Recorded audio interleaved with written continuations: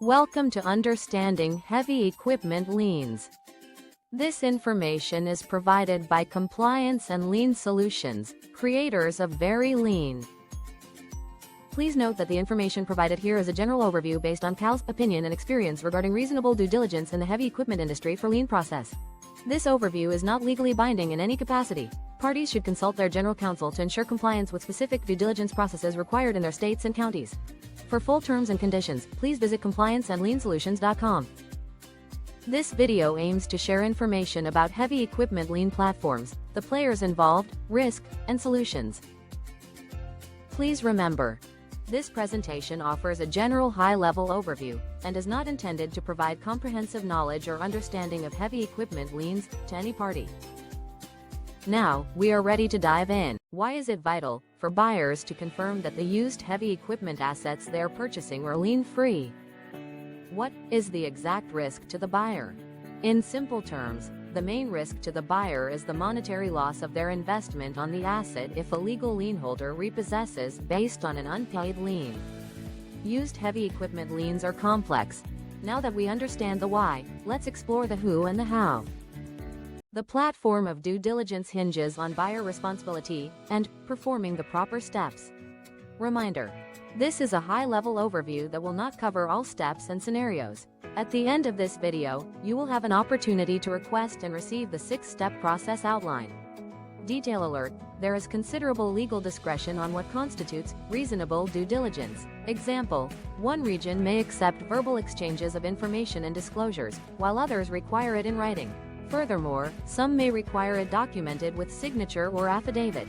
Ultimately, the buyer must perform due diligence either directly with a private seller or indirectly by ensuring their purchasing source has performed the steps.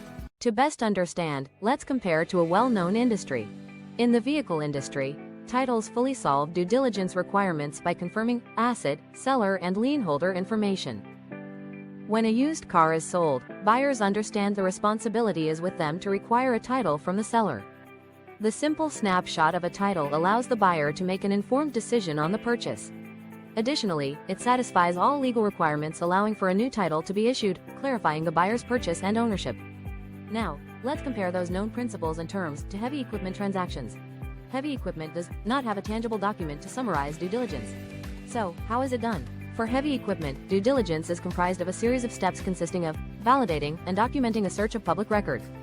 Recap: due diligence is the buyer's responsibility in both examples. Vehicles are satisfied with titled, where heavy equipment lacks a single document source. Buyers must understand what the steps are and how to perform and document them in correct order, while understanding that the term reasonable due diligence may have considerable variation by region and circumstance. Heavy equipment transaction, players and stakeholders. Every transaction must include a seller and buyer. If the asset has liens, the seller's lien holder should be part of the transaction. Additionally, the buyer may need to finance the purchase. Therefore, their finance company may become part of the transaction. Then, consider how the transaction could happen. If the seller and buyer are indirectly matched on an asset, say by a dealer or intermediary, those sources will become involved in the transaction. Let's dive a little deeper into heavy equipment liens so we can fully understand the complexity. Although legal lien holders will focus their collection efforts directly on their customers initially, he has options if his customer defaults. He is within his legal rights to track and repossess the asset under most circumstances. Detail alert: a legal lien holder is allowed to repossess from anyone, even if it is not the most recent buyer. This means if his customer sold to buyer 1, then buyer 1 to buyer 2, and buyer 2 to buyer 3. Buyer 3 could lose their investment in the asset. This level of complexity is highly unlikely. However, it does create a vivid picture of the complexity within heavy equipment liens. Why is it so complex? Because the foundation is such that the lien follows the machine. But, the lien is filed against the seller, not the machine. That means you cannot search for liens against the asset by serial number or any other identifier. Lien searches must be conducted against the seller's information. Further complication lies in cross-collateralization. This means, through subordination, the seller can have multiple legal liens on a given asset. Buyers must be able to identify all applicable lien types and clear them accordingly. Time to explore the stakeholder dynamics, specific to responsibility and risk. First, we will review these from the seller perspective. Sellers have two main areas to sell, either a reseller or a private buyer. A reseller can be a dealer or an intermediary, like a broker or auction company.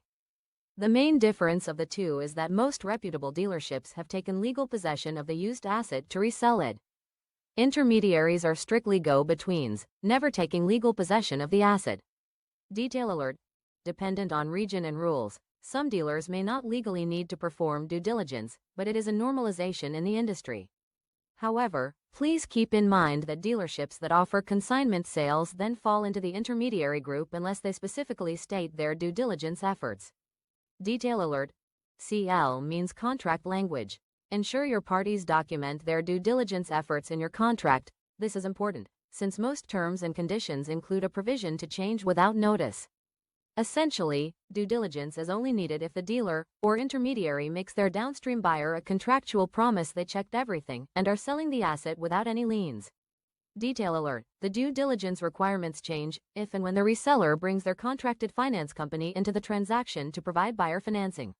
Although these finance companies typically perform some level of due diligence, they also build in additional security by including subjugation language to the agreements. This means, if a lien is initially missed and results in a repossession, the finance company has recourse against the reseller for their monetary loss. Recap: if the seller did not disclose a valid lien, and it results in repossession of the asset, resellers will only have recourse against a seller if they performed due diligence. Private party sales are simple. It's the buyer's responsibility to ask and perform due diligence. If a seller lien causes repossession of the asset, the buyer only has recourse against the seller if they performed due diligence. Otherwise, the buyer has lost their investment. Detail alert. When and if the buyer finances the transaction, it gives them an additional measure of protection. Finance companies typically perform some level of due diligence prior to funding. Scenarios to consider if a seller's legal lien results in a repossession from the buyer. 1. If the buyer's finance company documented the seller's disclosure of liens in the transaction, and information was false, they have recourse against the seller. 2. If there was no inquiry or documentation from the seller regarding liens, the financial loss could affect both the finance company and buyer dependent on their contractual language. Now, let's review stakeholder responsibility from the buyer perspective. Same as with the seller, a used heavy equipment buyer has two avenues for purchase: a reseller or a private seller. And now that it is well established that due diligence is the buyer's responsibility, we understand that when dealing with a reseller, the buyer must contractually confirm due diligence has been performed, or do it themselves. We also understand that on a private transaction, the buyer is fully responsible for due diligence. CALS has solutions through their creation of very lean products. To help buyers protect the investments in their assets, we offer TLR, or Transactional Lien Report, where CALS performs the lien search on the buyer's behalf. Additionally, there is HELP, or Heavy Equipment Lien Process, a comprehensive training and implementation course for buyers and resellers. Please click the link for details on each product, or you can visit www.complianceandliensolutions.com and choose the Heavy Equipment Lien site. Thank you for watching and happy compliance!